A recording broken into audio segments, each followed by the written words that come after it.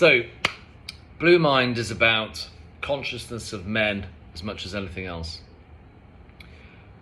I want to talk a little bit about supporting families, supporting women who leave work to have your kids, to have our kids. In an ideal world, a woman should have the choice to have a family, should not be penalised for taking time off out of her career to look after that and nurture that child. A woman should be supported, a family should be supported, men should be supported, families should be supported, that they have a period of time where they're at home.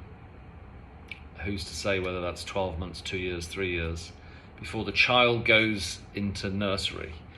There should be more support for that woman deciding to go back to work and not being penalised in terms of career opportunities, in terms of pay, etc., etc., etc. It should not be 6 months, then you have to go back to work or you get penalised. There needs to be men, and this is the point men I'm making, men are probably ignorant to the challenges that women face with regard to deciding between being a mum and getting back to her career and not losing that position in the hierarchical structure of the years that she's built up to achieve that experience. So we all need, and I know there are certain rules around this, and I'm not wishing to turn this into a political debate.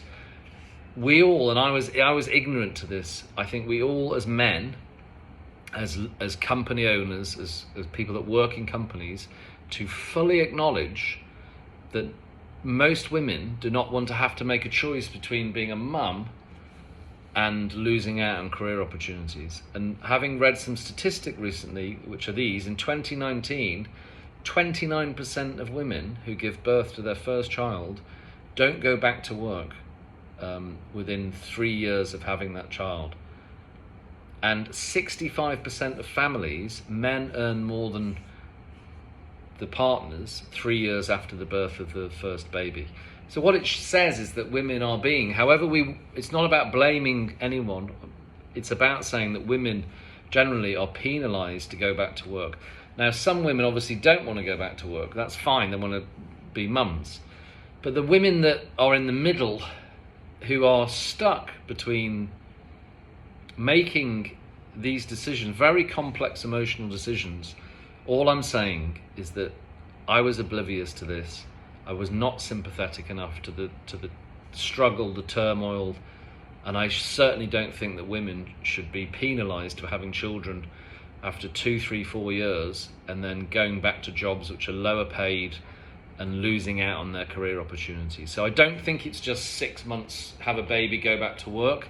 I think it's a structural requirement that we all have in society when we're recruiting people to have some understanding to a woman that's coming back into the employment market.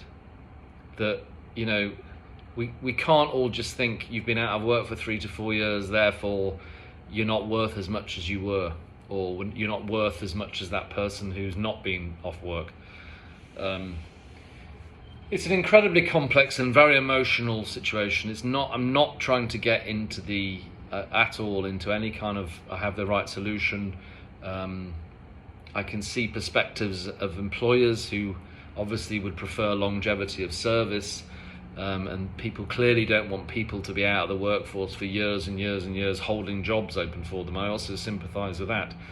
But I think it's more about, this post is more about, let's have awareness of the struggles that women have to make decisions between being mums and having careers. And as men, I think we can probably generally be more supportive to that decision, that turmoil, that frustration.